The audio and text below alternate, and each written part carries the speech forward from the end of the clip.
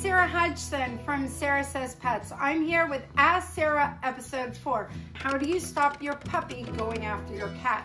Good question. Put your cat on a higher dresser, cat tree, or countertop. Teach your puppy when the cat's around, you're gonna play treat cut games. Run away from the cat, call your puppy away from the cat, play find it. Discourage your puppy from staring directly at your cat and running towards them by calling them back or stepping on a leash they can drag when the cat's around. How to manage barking when you get home.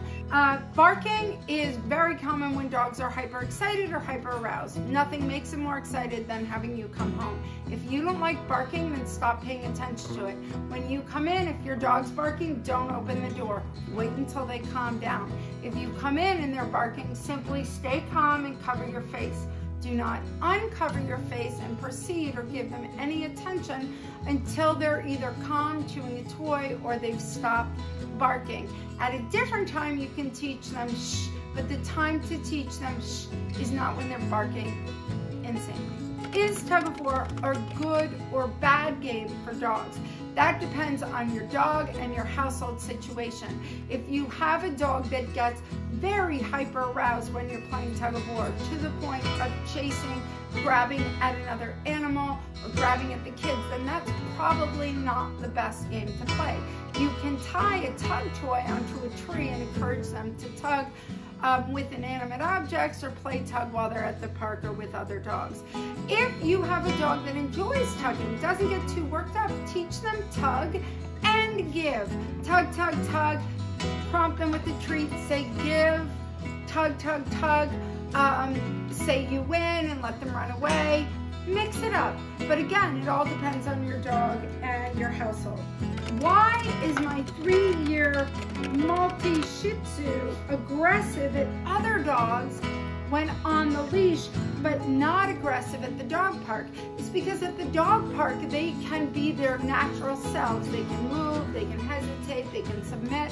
When you have a dog on the leash, it forces them to confront things they would otherwise avoid. She gets aggressive because she's basically saying, I am not an animated squeak toy. I am not a plush slipper. Stay away, stay away. And unfortunately gets reinforced because the dog, obviously also on a leash, stays away. So there you go. How do you fix growling, guarding behaviors? This is a good question because what do people do when their dog growls at them? They get mad. What is mad? Aggression. What you're reinforcing is that the dog had a good reason to be protective and reactive to you in the first place. Instead, keep it light, keep it simple. Fill a cup with treats, the dog's chewing on a bone, shake a cup, throw some treats at their face, say find it. So they associate your approach with getting things, not getting things taken away. And if your dog growls when you come within a foot, then don't come within 3 feet and kind of shrink the distance over time. How do you stop a dog swiping food off the dinner table? Everybody wants to know. So here's the thing. Dogs don't see dinner table and countertops as furnishings. They see them as high rocks. Because we are constantly focused on those locations, they're dying to see what's up there. So they finally get up the courage or get up the height, they get on the counter, we shout at them, they think, prize envy. I better only get on the counter or the dinner table when they're not looking. And then we have a vicious cycle. Better to A, keep your countertops clean. B, if your dog gets up there, just bump them off with your hip or leave them on a leash and bring them down gently. Number 3, you can lace a food item with an unpleasant tasting thing, wasabi, a few drops of oregano oil. So occasionally when your dog does get set up and get something, tastes bad and they think twice before doing it again. Are there toys and bones you recommend for teething puppies? Absolutely, but every puppy and every dog is different. What works for one doesn't work for another.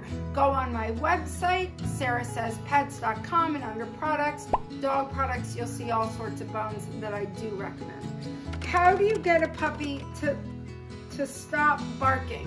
Again, when they bark, that action will either get a reaction or it will get no reaction. If their barking gets a reaction from you, you're guaranteeing a repeat performance. So when your dog or puppy barks at you for attention or for a toy or a treat, either walk out of the room or cover your head with a pillow and just ignore them until they settle down. Thank you so much for tuning in to Ask Sarah. If you have a question or comment, leave it below or upload it to my Instagram or TikTok. And tune in next week for episode 5 of Ask Sarah.